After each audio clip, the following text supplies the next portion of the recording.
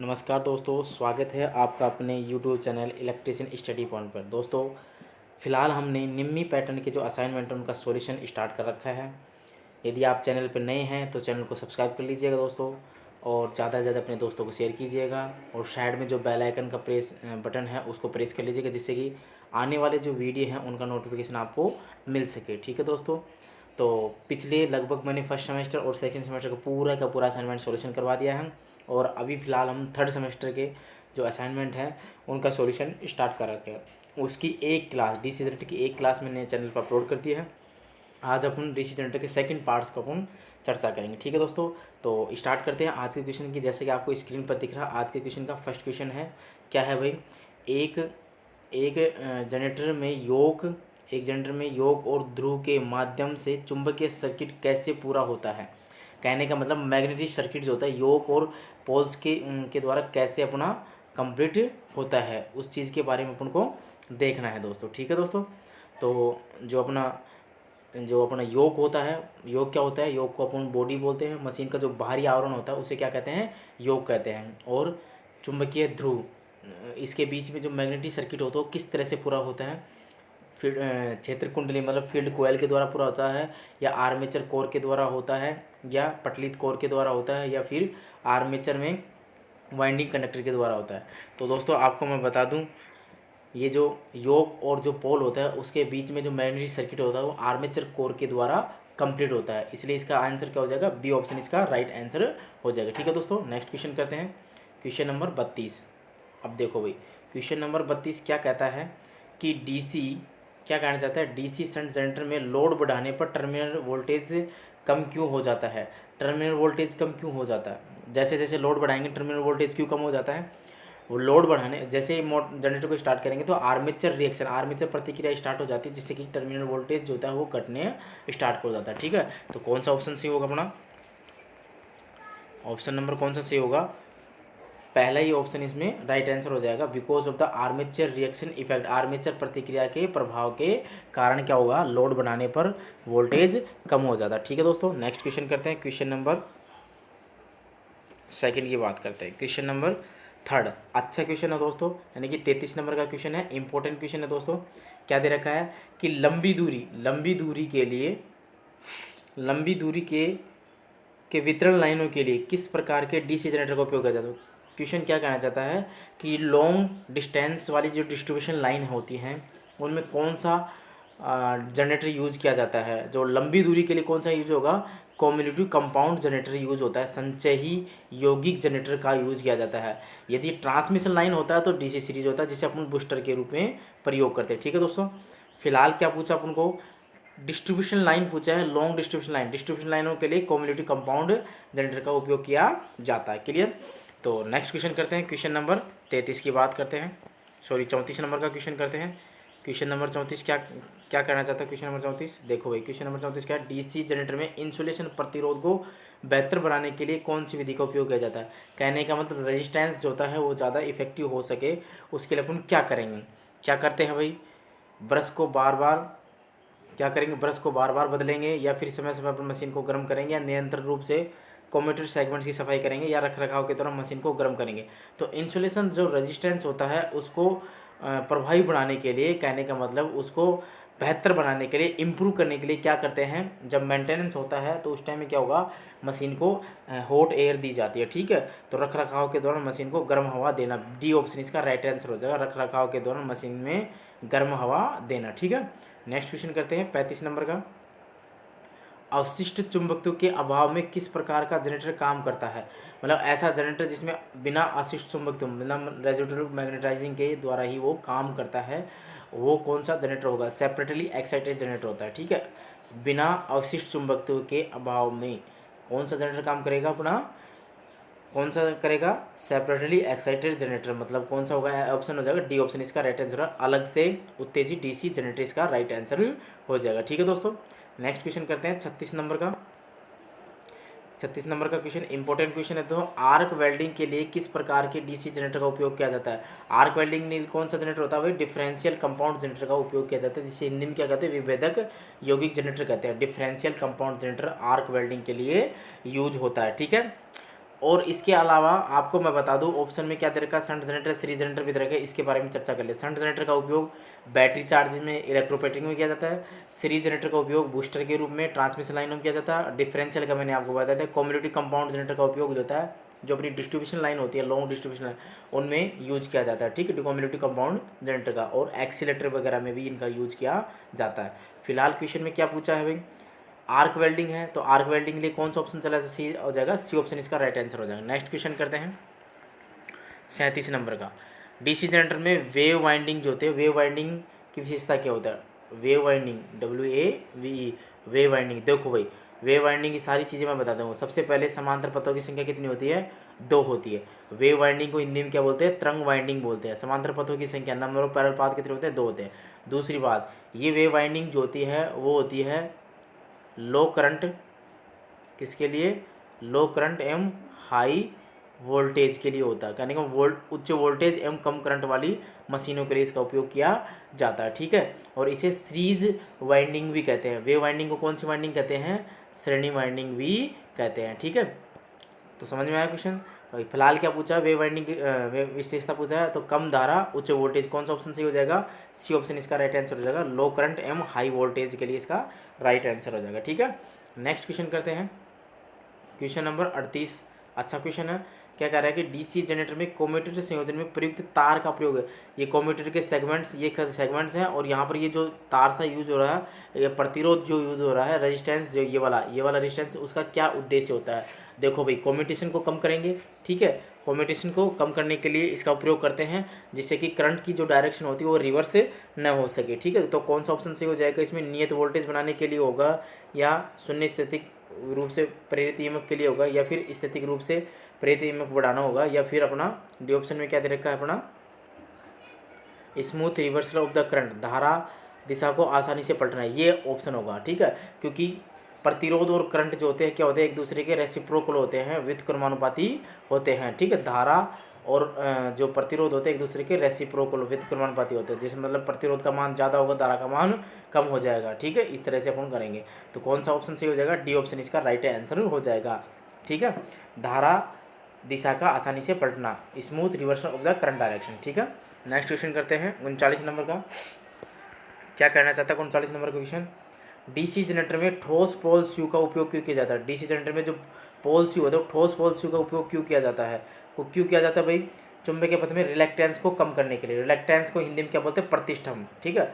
Reluctance जो होता है इसको हिंदी में क्या बोलते हैं, प्रतिष्ठम बोलते हैं। इसका मात्रक क्या होता है भाई, एम्पियर टन प्रति वेबर होता है। क्या होता है, एम्पियर टन प्रति वेबर होता है। ये भी आपको ध्यान रखना है। फिलहाल क्या पूछा क्वेश्चन में, ठोस पोल स्यू का उपयोग क्यों किया जाता है, to reduce the reluctance of the magnetic part. D option इसका राइट आंसर हो जाएगा। चुंबकीय पथ के रिलेक्टेंस को कम करने के लिए क्या करेंगे, जो पोल स्यू है उनको ठोस उपयोग करेंगे। क्लियर हुआ। नेक्स्ट क्वेश्चन की बात करते हैं, क्वेश्चन नंबर 40 नंबर, ठीक है। क्या कहना चाहते हैं क्वेश्चन नंबर 40, देखो ये रहा आपकी स्क्रीन पर, बहुत शानदार क्वेश्चन है। बड़ी क्षमता के डीसी जनरेटर जो होते हैं उसमें योग बनाने के लिए किस धातु का उपयोग किया जाता है। बड़ी क्षमता के लिए, लार्ज कैपेसिटी के लिए जो योग होता है वो कौन सा होता है, रोल्ड स्टील प्रकार का होता है। कौन सा होगा, रोल्ड स्टील। डी ऑप्शन इसका राइट आंसर हो जाएगा, ठीक है। योग क्या होता है, योग को क्या बोलते हैं, बॉडी बोलते हैं, भारी आवरण बोलते हैं। योग का काम क्या होता है, मोटर के जनरेटर के जो यांत्रिक भाग होते हैं उन आंतरिक भागों की यांत्रिक सुरक्षा देता है, और जो चुंबकीय फ्लक्स होता है उसको क्या करता है, क्लोज पाथ प्रोवाइड करता है, ठीक है दोस्तों। तो फिलहाल क्या पूछा है, योग जो तो किस धातु का बना होता है, रोल्ड स्टील का। डी ऑप्शन इसका राइट आंसर हो जाएगा। नेक्स्ट क्वेश्चन करते हैं 40 नंबर का। डीसी जनरेटर में स्लिप रिंग का क्या कार्य है, जो what is the function of slip ring in DC generator. DC generator में जो स्लिप रिंग्स होती हैं उनका क्या कार्य है। ए ऑप्शन में दे रखा है लगातार आउटपुट प्राप्त करना, बी में दे रखा है एक दिशा में आउटपुट बनाना, सी में दे रखा है विपरीत दिशा में आउटपुट करना, और डी में दे रखा है प्रत्यावर्ती करंट से आउटपुट प्राप्त करना। तो जो स्प्लिट रिंग होती है उनका क्या काम होता है भाई, स्प्लिट रिंगों का क्या काम होता है भाई, एक दिशा में आउटपुट प्रदान करना होता है। तो क्या हो जाएगा, make output in the uni direction. B option इसका राइट आंसर हो जाएगा, ठीक है दोस्तों। यदि आपको कंटेंट पसंद आता हो तो अपने दोस्तों को ज़्यादा से ज़्यादा शेयर कीजिएगा, चैनल को सब्सक्राइब कीजिएगा दोस्तों। नेक्स्ट क्वेश्चन करते हैं डीसी जनरेटर में किस प्रकार के वोल्टेज गति रूप से प्रेरित होता है। क्या क्वेश्चन क्या कहना चाहता है कि ये आर्मेचर है, ये डीसी जनरेटर का आर्मेचर है। इस आर्मेचर में जो ईएमएफ उत्पन्न होता है वो कैसा होता है, चाहे वो डीसी जनरेटर हो चाहे एसी जनरेटर हो, उसमें क्या होता है एसी स्वभाव का अल्टरनेटिंग वोल्टेज ही उत्पन्न होता है। ठीक है दोस्तों, क्या आंसर हो जाएगा अपना सी ऑप्शन इसका राइट आंसर हो जाएगा, अल्टरनेटिंग वोल्टेज, प्रत्यावर्ती वोल्टेज हो जाएगा। नेक्स्ट क्वेश्चन करते हैं 43 नंबर का। एक्स के रूप में चिन्हित स्लॉट का उद्देश्य क्या है, टू फिक्स द कीवे। ये जो स्लॉट्स होते हैं इनका क्या है उद्देश्य, कि जो कुंजी तरीका उसको ठीक से लगाने के लिए। ए ऑप्शन इसका राइट आंसर हो जाएगा। ठीक है दोस्तों, नेक्स्ट क्वेश्चन करते हैं। समझ में आया क्वेश्चन ये 43 नंबर का। ये जो स्लॉट्स थे देखो मैं आपको दिखाता हूँ दोबारा से। ये जो आपके स्लॉट्स थे, ये वाले स्लॉट्स, ये क्या इनका उद्देश्य क्या होता है, फिक्स द कीवे, कीवे को फिक्स करने के लिए इसका उपयोग किया जाता है। ए ऑप्शन इसका राइट आंसर हो जाएगा। ठीक है, नेक्स्ट क्वेश्चन करते हैं 44 नंबर का। क्या है भाई 44 नंबर का, डीसी जनरेटर में फील्ड कोयल का उद्देश्य क्या है। फील्ड वाइंडिंग क्यों की जाती है, फ्लक्स को उत्पन्न करने के लिए। किसको उत्पन्न करने के लिए, फ्लक्स को उत्पन्न करने के लिए। देखते हैं कौन सा ऑप्शन इसका राइट हो जाएगा। तो इसका राइट आंसर हो जाएगा आपका भाई एयर गैप में फ्लक्स को बढ़ाना, मैग्नेटाइजिंग करंट को कम करना, चुंबकीय कुंडली को निर्माण करने के लिए ध्रुवों को फ्लक्स निर्मित, ये सही है। सी ऑप्शन इसका राइट आंसर होगा, to magnetising the poles to produce the coil flux, मतलब कुंडली फ्लक्स का निर्माण करने के लिए ध्रुवों को चुंबकित करना। सी ऑप्शन इसका बिल्कुल राइट आंसर हो जाएगा। ठीक है, अच्छा क्वेश्चन था दोस्तों ये, कि जो फील्ड कोयल है उसका उद्देश्य क्या था, कुंडली का जो फ्लक्स है उसका निर्माण करने के लिए ध्रुवों को चुंबकित करना। ये आंसर इसका राइट आंसर हो जाएगा। ठीक है, नेक्स्ट है 45 नंबर का। डीसी जनरेटर, जो डीसी जनरेटर होते हैं, बड़े डीसी जनरेटर में पोल कोर जो होता है, पोल कोर बनाने के लिए किस धातु का उपयोग किया जाता है। पहले तो क्या था, योग बनाने के लिए था, योग बनाने के लिए तो रोल्ड स्टील का होता है, लेकिन यहाँ पर क्या क्या बना रहा है भाई अपना पोल कोर। तो पोल कोर बनाने के लिए क्या करेंगे, कास्ट स्टील का प्रयोग करेंगे। सी ऑप्शन इसका राइट आंसर हो जाएगा। ठीक है दोस्तों, नेक्स्ट क्वेश्चन करते हैं 46 नंबर का क्वेश्चन। 46 नंबर का क्वेश्चन ये रहा। 46 नंबर का क्वेश्चन आपका 46 नंबर का क्वेश्चन क्या कह रहा है, क्यों पोल को स्टेपिंग डीसी जनरेटर्स में प्रचलित किया जाता है। कहने का मतलब जो पोल कोर होता है उसको लेमिनेटेड क्यों किया जाता है, सिंपल सी बात है, लेमिनेशन क्यों किया जाता है, एडी करंट लॉसेस, भंवर धारा हानि को कम करने के लिए क्या किया जाता है, प्रचलित किया जाता है। डी ऑप्शन इसका राइट आंसर हो जाएगा। कौन सा ऑप्शन हो जाएगा, डी ऑप्शन इसका राइट आंसर हो जाएगा। देखो भंवर धारा हानि क्या होती है, वो होती है मैक्सिमम फ्लक्स डेंसिटी का स्क्वायर, फ्रीक्वेंसी स्क्वायर और ये टी स्क्वायर। ठीक है, इसका ये फॉर्मूला होता है, ये भी आपको ध्यान रखना है। ठीक है दोस्तों, तो कौन सा ऑप्शन सही हो जाएगा, डी ऑप्शन इसका राइट आंसर हो जाएगा। नेक्स्ट क्वेश्चन करते हैं 47 नंबर का। क्या है, इलेक्ट्रोप्लेटिंग प्रक्रिया के लिए किस प्रकार के डीसी जनरेटर का उपयोग किया जाता है। इलेक्ट्रोप्लेटिंग के लिए या फिर मोटर जो होती है, इलेक्ट्रोप्लेटिंग या फिर बैटरी चार्जिंग, इलेक्ट्रोप्लेटिंग या फिर बैटरी चार्जिंग के लिए कौन सा होता है, डीसी शंट जनरेटर का उपयोग किया जाता है। ए ऑप्शन इसका राइट आंसर हो जाएगा। ठीक है दोस्तों, इलेक्ट्रोप्लेटिंग को हिंदी में क्या बोलते हैं, विद्युत रंजन। ठीक है, धातु विद्युत रंजन बोलते हैं। इलेक्ट्रोप्लेटिंग या जो बैटरी होती है उसको चार्ज करने के लिए क्या करेंगे अपन, डीसी शंट जनरेटर का उपयोग किया जाता है। क्लियर हुआ दोस्तों। नेक्स्ट क्वेश्चन है 48 नंबर का क्वेश्चन। डीसी जनरेटर में कंपनसेटिंग वाइंडिंग का उद्देश्य क्या है। कंपनसेटिंग वाइंडिंग जो होती है आर्मेचर के श्रेणी क्रम में यूज की जाती है, और जो आर्मेचर रिएक्शन होता है उसको दूर करने के लिए इसका उपयोग किया जाता है। ठीक है दोस्तों, तो कौन सा ऑप्शन हो जाएगा, आर्मेचर रिएक्शन के लिए कौन सा हो जाएगा, सी ऑप्शन इसका राइट आंसर हो जाएगा। विचूकन प्रभाव को बेअसर करने के लिए neutralising the demagnetising effect. C option इसका बिल्कुल राइट आंसर हो जाएगा। ठीक है, नेक्स्ट क्वेश्चन करते हैं 49 नंबर का। यदि शंट फील्ड प्रतिरोध क्रांतिक प्रतिरोध मान से ऊपर हो तो क्या प्रभाव पड़ेगा डीसी जनरेटर। क्या क्वेश्चन क्या कहना चाहता है कि डीसी जनरेटर में शंट फील्ड वाइंडिंग होती है, उसका प्रतिरोध यदि क्रिटिकल रेजिस्टेंस क्रांतिक प्रतिरोध से अधिक हो जाएगा तो क्या होगा, वोल्टेज बिल्डअप नहीं करेगा, सीधी सी बात है। क्योंकि क्रांतिक प्रतिरोध का मान ऊपर हो जाता है तो क्या हो जाता है, डीसी शंट वाइंडिंग में फ्लक्स का मान जीरो हो जाएगा। फ्लक्स का मान जीरो होगा तो क्या होगा, करंट का मान जीरो होगा। करंट का मान जीरो होगा तो फ्लक्स इंड्यूस नहीं करेगा। ठीक है, तो कौन सा ऑप्शन सही हो जाएगा अपना, फ्लक्स इंड्यूस नहीं करेगा, मतलब आउटपुट जो होता है वो जनरेट नहीं करेगा। तो कौन सा ऑप्शन सही हो जाएगा, सी ऑप्शन इसका राइट आंसर हो जाएगा। Generator falls to build up voltage, generator जो है वोल्टेज बनाने में विफल हो जाएगा। कब होगा विफल, जब अपना क्या होगा, कंपनसेटिंग वाइंडिंग जो होती है वो कंपनसेटिंग वाइंडिंग तो आर्मेचर रिएक्शन के लिए होती है। यहाँ पर क्या पूछा था, क्रांतिक प्रतिरोध पूछा था। क्या पूछा था, क्रांतिक प्रतिरोध पूछा था। क्रांतिक प्रतिरोध का मान ज़्यादा हो जाता है, किससे ज़्यादा, जो शंट फील्ड वाइंडिंग के प्रतिरोध से ज़्यादा होता है तो क्या हो जाएगा, वोल्टेज उत्पन्न नहीं होगा। ठीक है, सी ऑप्शन इसका राइट आंसर होगा। नेक्स्ट है 50 नंबर का क्वेश्चन, अच्छा क्वेश्चन है।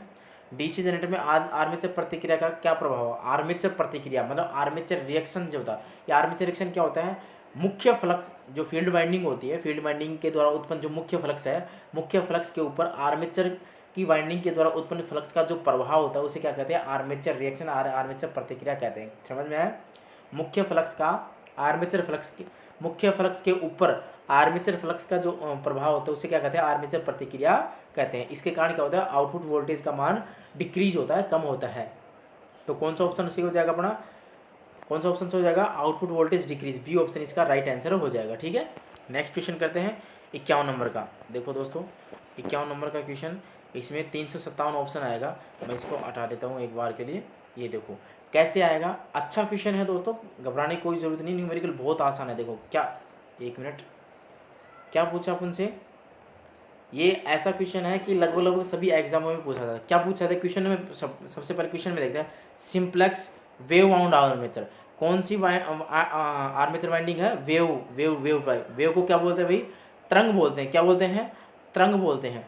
अब इसकी खास बात बता देता हूँ, पहले ही बता दी मैंने, फिर से आपको मैं बता देता हूँ क्योंकि अपन को न्यूमेरिकल करने में आसानी होगी। वेव वाइंडिंग है, वेव को बोलते हैं तरंग वाइंडिंग। इसमें समांतर पथों की संख्या कितनी होगी भाई? 2 होती है। नंबर ऑफ पैरेलल पाथ कितने होंगे? 2 होंगे, जो कि अपन को न्यूमेरिकल में चाहिएगा। दूसरी बात करते हैं, ये वाइंडिंग किस लिए यूज होती है? अधिक वोल्टेज कम धारा के लिए यूज होते हैं, सीरीज वाइंडिंग इसको बोलते हैं। अब देखो भाई क्वेश्चन में वेव वाइंडिंग देता, पोलों की संख्या कितनी दे रखी है? 4 दे रखी है। चालकों की संख्या 1020, गति कितनी दे रखी है? 1500 आरपीएम, और फ्लक्स का मान कितना दे रखा है? 0.007 वेबर, और ज्ञात क्या करवा रहा है? ईएमएफ ज्ञात करवा रहा है। तो ईएमएफ ज्ञात करने का सूत्र क्या होता है भाई? देखो आराम से समझना है। ई बराबर क्या होता है भाई? फाई जेड एन बटे में 60 गुणा पी बटे ए होता है। ठीक है, समझ में आया? फाई चुंबकीय फ्लक्स, जेड चालकों की संख्या, एन गति, पी पोलों की संख्या, ए क्या है? समांतर पथों की संख्या, ई क्या है? विद्युत वाहक बल। ठीक है, इस सूत्र में रखेंगे और अपन सॉल्यूशन करेंगे। तो निकालेंगे अपन ई बराबर फाई, चुंबकीय फ्लक्स का मान कितना दे रखा है? 0.007 गुणा चालकों की संख्या कितनी दे रखी है? 1020 गुणा स्पीड कितनी दे रखी है? 1500 आरपीएम गुणा पोलों की संख्या कितनी दे रखी है? 4 बटे में 60 गुणा ए का मान कितना होगा? समांतर पथों की संख्या, वेव वाइंडिंग है इसलिए कितनी कर देंगे? 2 कर देंगे। क्लियर हुआ? समझ में आया? अब इस 4 को इस 60 से काटेंगे तो कितना आ जाएगा? 15 चौका है 60। इस 15 को किससे काटेंगे? इस 15 वाले से। कितना बच गया? 100 बच गया। इस पॉइंट को हटाएंगे तो पॉइंट के बाद कितनी संख्या है? 3 संख्या, तो कितने लग जाएंगे? 3 जीरो लग जाएंगे। 3 जीरो में 2 जीरो, तो इसके 2 जीरो कैंसिल हो जाएंगे, 1 जीरो इससे कैंसिल हो जाएगा। ऊपर कितना बचेगा? 7, तो ये बचेगा 102, ये बचेगा। नीचे कितना बचेगा? 2 बचेगा। कितना बचेगा? 102 गुणा में 7 बटे में 2 बच गया। ठीक है, अब इसको करते हैं दोस्तों। क्या बच गया भाई? 7 ऊपर बच गया था और 102 बच गया था, और नीचे कितना बच गया था? 2 बच गया था। इस 2 को जब इससे काटेंगे तो कितना हो जाएगा? 5 और 1, 51 दूनी 102 हो जाएगा। जब 51 को 7 से मल्टीपल करेंगे तो 7 1 7, 7 पंजू 35, कितना आ जाएगा? 357 आंसर हो जाएगा। सी ऑप्शन इसका राइट आंसर हो जाएगा। ठीक है दोस्तों, उम्मीद करता हूँ आपको समझ में आया होगा। करना क्या था आपको? केवल न्यूमेरिक क्या करना क्या था आपको? इस सूत्र में रखना था, ई बराबर फाई जेड एन बटे में 60 गुणा पी बटे में ए, इसमें रखना था सबको। अब ए क्या है? समांतर पथों की संख्या है, इसलिए अपन ने कितना रखा? 2 रखा। क्यों रखा? क्योंकि वेव वाइंडिंग दे रखी थी। ठीक है, चलो नेक्स्ट क्वेश्चन की बात करते हैं। बहुत अच्छा क्वेश्चन था दोस्तों। यदि दोस्तों आपको सेशन अच्छा लगता हो तो ज़्यादा से ज़्यादा अपने दोस्तों को शेयर कीजिएगा, चैनल को सब्सक्राइब कीजिए। चलो नेक्स्ट क्वेश्चन करते हैं 52 नंबर का। बड़े डीसी जनरेटरों में आर्मेचर प्रतिक्रिया को कैसे बेअसर किया जा सकता है? डीमैग्नेटाइजिंग कैसे किया जा सकता है? सॉरी, क्या दे रखा है? How the effect of armature reaction, armature reaction को कैसे कम किया जा सकता है? बिल्कुल सीधी सी बात है। आर्मेचर रिएक्शन को कम करने के लिए क्या करेंगे? कंपनसेटिंग वाइंडिंग का उपयोग करेंगे। जो आर्मेचर होता है अपना, आर्मेचर जो होता है उसके श्रेणीक्रम में क्या करेंगे अपन? कंपनसेटिंग वाइंडिंग संयोजित कर देंगे। ठीक है, जिससे क्या होगा? अपना आर्मेचर रिएक्शन जो होता है वो कम हो जाएगा। तो ए ऑप्शन ही इसका राइट आंसर है, using compensating winding, compensating winding का उपयोग करके। ठीक है, नेक्स्ट क्वेश्चन करते हैं। 52 के बाद है 53। देखो दोस्तों ये निम्मी के हैं, बिल्कुल निम्मी के जो असाइनमेंट हैं उन्हीं का मैं सॉल्यूशन करवा रहा हूँ आपको, जो कि आपके एग्जाम में एज इट इज़ देखने को मिलते हैं। ठीक है, बहुत ही किफ़ायती होते हैं आपको किसी भी एग्ज़ाम के लिए, और आईटीआई के एग्ज़ाम के लिए तो विशेष तौर पर बहुत इंपॉर्टेंट होते हैं। इसी से लगभग पेपर में 50 क्वेश्चन आते हैं, तो इसी से लगभग 30 से 35 क्वेश्चन इसी में से ऐसे कैसे सब कहते हैं। ऑप्शन भी चेंज नहीं होते, ध्यान रखना। तो बहुत ही अच्छे क्वेश्चन है। और राजस्थान में लाइनमैन की भर्ती है, दिल्ली मेट्रो का एग्ज़ाम है, यहाँ से सीधे सीधे क्वेश्चन उठाता है, क्योंकि निम्मी का है, निम्मी पैटर्न है, और अपने आईटीआई में निम्मी पैटर्न ही चलता है। ठीक है दोस्तों, तो नेक्स्ट क्वेश्चन करते हैं 53। डीसी जनरेटर में क्या प्रभाव होगा अगर इसे लंबे समय तक बंद कर देंगे। देखो भाई, किसी भी जनरेटर को लंबे समय तक अगर काम में नहीं लेंगे तो क्या होगा, उसमें एक अवशिष्ट चुंबकत्व समाप्त हो जाएगा, और उसमें फ्लक्स जो है फील्ड वाइंडिंग खराब हो जाएगा, फ्लक्स का मान जीरो हो जाएगा। कहने का मतलब मोटा मोटा क्या होगा, फील्ड वाइंडिंग जो होती है उसमें अवशिष्ट चुंबकत्व जो होता है वो खो देगी अपनी फील्ड वाइंडिंग जो होती है। ठीक है, तो डी ऑप्शन इसका राइट आंसर हो जाएगा। ठीक है, डी ऑप्शन क्या हो जाएगा, लंबे समय तक उनको यूज नहीं लेंगे तो क्या होगा, अपने अवशिष्ट चुंबकत्व को खो देता है। ठीक है, क्यों खो देगा, क्योंकि उसको लंबे समय तक बंद रखेंगे तो क्या होगा, वो अवशिष्ट चुंबकत्व का मान खो देगा। वापस से इसको अगर अवशिष्ट चुंबकत्व वापस से इसको चालू करना है तो क्या करेंगे अपन, डीसी सप्लाई दे करके उसको वापस से अवशिष्ट चुंबकत्व को उत्पन्न किया जाता है। ठीक है, तो डी ऑप्शन इसका राइट आंसर हो जाएगा। नेक्स्ट क्वेश्चन है 54 नंबर का, ये भी न्यूमेरिकल है, अच्छा क्वेश्चन है। क्या दे रखा है, 4 पोल डायनामो। डायनामो क्या होता है, एक छोटा शंट जनरेटर होता है, छोटा जनरेटर होता है जो कि बैटरी वगैरह को चार्ज करने में यूज होता है, कार वगैरह व्हीकल वगैरह में यूज होता है। ठीक है, अब इसमें क्या कहते हैं, 4 पोल वाला है, ईएमएफ की गणना करवा रहा है, 1000 आरपीएम, लैप वाउंड है। कौन सी वाइंडिंग दे रखी है भाई, लैप वाइंडिंग दे रखी है, ये आपको ध्यान रखना है, लैप है वेव है। और चालकों की संख्या कितनी है, 600 दे रखी है, और फ्लक्स का मान कितना दे रखा है, 0.064 यानी 64 वेबर दे रखा है। ठीक है भाई, अब मैं थोड़ा सा क्वेश्चन को कराने से पहले क्या समझाऊंगा आपको, मैं लैप वाइंडिंग समझाऊंगा। लैप वाइंडिंग, इसमें समांतर पथों की संख्या कितनी होती है, जितने पोलों की संख्या होती है ना उतने ही ये समांतर पथों की संख्या। दूसरी बात करते हैं, लैप वाइंडिंग जो होती है वो कहाँ यूज होती है, अधिक धारा एवं कम वोल्टेज के लिए यूज होती है, कम वोल्टेज के लिए ये यूज होती है, और इसे क्या कहते हैं, समांतर वाइंडिंग कहते हैं। अब देखो भाई क्या ज्ञात करवा रहा है, विद्युत वाहक बल ई बराबर क्या होता है, पिछले वाले क्वेश्चन भी कर लिया था अपन ने, फाई जेड एन बटे में 60 गुणा पी बटे में 2, सॉरी 2 नहीं आएगा, ए आएगा। ठीक है, समांतर पथों की संख्या। अब इसमें अपन चुंबक के फ्लक्स का मान रखेंगे, चालकों की संख्या रखेंगे, गति रखेंगे, पोलों की संख्या रखेंगे, समांतर पथों की संख्या रखेंगे। देखो इसके सूत्र में रखते हैं भाई। सबसे पहले ई बराबर चुंबक के फ्लक्स का मान कितना दे रखा है भाई, ये दे रखा है। देखो चुंबक के फ्लक्स का मान कितना है, 0.064। ठीक है, वेबर। और किसका मान करना है, फाई का मान रख दिया अपन ने। अब रखना अपन को चालकों की संख्या कितनी दे रखी है, 600। उसके बाद रखना अपन को गति कितनी दे रखी है, 1000 आरपीएम, इंटू पोलों की संख्या कितनी दे रखी है, 4 बटे में 60 गुणा ए कितना होगा भाई, जितने पोल है उतने ही रखेंगे। क्यों, क्योंकि लैप वाइंडिंग दे रखी है, ये ध्यान रखना, लैप वाइंडिंग दे रखी है। ठीक है दोस्तों, कौन सी वाइंडिंग दे रखी है, लैप वाइंडिंग। लैप वाइंडिंग में पोलों की समांतर पथों की संख्या कितनी होगी, ए बराबर क्या, पोलों की संख्या।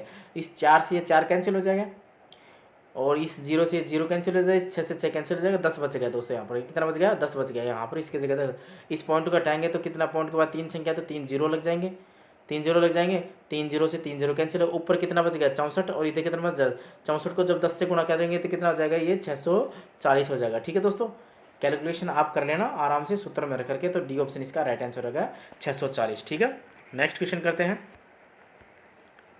Question number 55। यदि मुख्य क्षेत्र का प्रवाह डीसी जनरेटर में विकृत हो जाए तो प्रेरित ईएमएफ का क्या प्रभाव पड़ेगा। क्या कहना चाहता है क्वेश्चन, कि जो अपनी मैन वाइंडिंग है, मैन फील्ड वाइंडिंग होती है। देखो मैन फील्ड वाइंडिंग है, उसका फ्लक्स विकृत हो जाए, विकृत का मतलब इधर उधर फैल जाए, तो क्या होगा, सीधी सी बात है, ईएमएफ का मान घट जाएगा, क्योंकि यूनिफॉर्म नहीं का एक समान नहीं होगा वो, तो इधर उधर फैल जाएगा, तो क्या होगा, सही तरीके से वोल्टेज नहीं बनेगा, मतलब ईएमएफ जो होता है वो नहीं बनेगा तो सही, लेकिन कम बनेगा, जितनी मात्रा में बनना चाहिए उतना नहीं बनेगा। ठीक है, तो कौन सा ऑप्शन सही हो जाएगा, induce EMF decrease, B option इसका राइट आंसर हो जाएगा। प्रेरित जो ईएमएफ होता है वो घट जाएगा। ईएमएफ का पूरा नाम क्या होता है भाई, विद्युत वाहक बल, इंग्लिश में क्या बोलते हैं, इलेक्ट्रोमोटिव फोर्स, इसका मात्रा क्या होता है, वोल्ट होता है। ठीक है दोस्तों, नेक्स्ट क्वेश्चन करते हैं 56 नंबर का, डीसी जनरेटर के ब्रश में भारी स्पार्किंग क्यों होती है। स्पार्किंग का कारण क्या होता है डीसी जनरेटर में। देखो ब्रश किसके बने होते हैं, सबसे पहले तो इसकी बात करते हैं। ऐसा शायद एक क्वेश्चन आया भी है, ब्रश किसके बने होते हैं, कार्बन के बने होंगे या फिर किसके बने होंगे, ग्रेफाइट के बने होंगे। किसके बने होंगे, ग्रेफाइट के ये बने होते हैं, ठीक है। अब ये ब्रश जो होते हैं वो स्पार्किंग करने लग जाते हैं, इसका कारण क्या है, देखो भाई क्या कारण हो सकता है। ए ऑप्शन में क्या दे रखा है भाई आपका, फील्ड वाइंडिंग में शॉर्ट सर्किट हो सकता है। दूसरा है आर्मेचर वाइंडिंग शॉर्ट सर्किट होता है। सी एमएनए एंड जीएमएनए की पोजीशन चेंज हो गई है। या डी दे रखा है ब्रश के रूप में अधिक स्प्रिंग तनाव है। अब देखो भाई जब ब्रश की स्थिति एमएनए से जीएनए हो जाती है तो स्पार्किंग जो होती है वो होने लग जाती है। अब ये एमएनए और जीएमएनए क्या होता है, देखो एमएनए का पूरा नाम क्या होता है, मैग्नेटिक न्यूट्रल एक्सिस होता है। क्या होता है, मैग्नेटिक न्यूट्रल एक्सिस। हिंदी में कहते हैं चुंबकीय जो उदासीन अक्ष होता है, चुंबकीय उदासीन अक्ष हिंदी में क्या बोलते हैं, चुंबकीय उदासीन अक्ष। इंग्लिश में क्या बोलते हैं, मैग्नेटिक न्यूट्रल एक्सिस होता है, ठीक है, एमएनए। और जीएनए क्या होता है, जीएनए क्या होता है, ज्योमेट्री न्यूट्रल एक्सिस, ज्योग्राफी उदासीन मतलब कि ज्योमेट्रिक न्यूट्रल एक्सिस होता है, ठीक है। जीएनए का पूरा नाम क्या होता है, ज्योमेट्रिकल न्यूट्रल एक्सिस होता है। अब जो अपने कार्बन के ब्रूस होते हैं किस पर होने चाहिए, एमएनए पर होने चाहिए। लेकिन ये कार्बन के ब्रूस एमएनए से अगर जीएनए पर चल जाएंगे तो क्या होगा, स्पार्किंग होना स्टार्ट कर देते हैं। तो इसकी स्थिति बदलते क्या होगा, स्पार्किंग हो जाएगा। तो इसलिए क्या ऑप्शन हो जाएगा, सी ऑप्शन इसका राइट आंसर हो जाएगा कि एमएनए और जीएनए की स्थिति बदल जाती है। कार्बन के ब्रूस कहाँ पर होने चाहिए, एमएनए पर होने चाहिए। एमएनए क्या होता है, मैग्नेटिक न्यूट्रल एक्सिस, और जीएनए क्या होता है, ज्योमेट्रिक न्यूट्रल एक्सिस होता है, ठीक है। उम्मीद करता हूँ आपको समझ में आएगा। नेक्स्ट क्वेश्चन करते हैं, ये कितने, नेक्स्ट क्वेश्चन करते हैं 58 और ये भारी स्पार्किंग 56। तो दोस्तों यही थे। नेक्स्ट तो अपना क्या आ जाता है, शायद डीसी मोटर आ जाता है। अब नेक्स्ट करेंगे अपन डीसी मोटर के, लेकिन वो अगले वीडियो में करेंगे, ठीक है। इस तरह से अपने डीसी जनरेटर के अब मैंने कितने क्वेश्चन हैं, 56 के लगभग क्वेश्चन है। ये टोटल जो है कितने क्वेश्चन है, ये 56 के लगभग आपके ये क्वेश्चन हैं जो कि मैंने सॉल्यूशन करवा दिए, ठीक है दोस्तों। उम्मीद करता हूँ आपको कंटेंट अच्छा लगा होगा, और आपको वीडियो अगर आपको पसंद आया तो अपने दोस्तों को ज़्यादा शेयर कीजिएगा और लाइक कीजिएगा। धन्यवाद दोस्तों।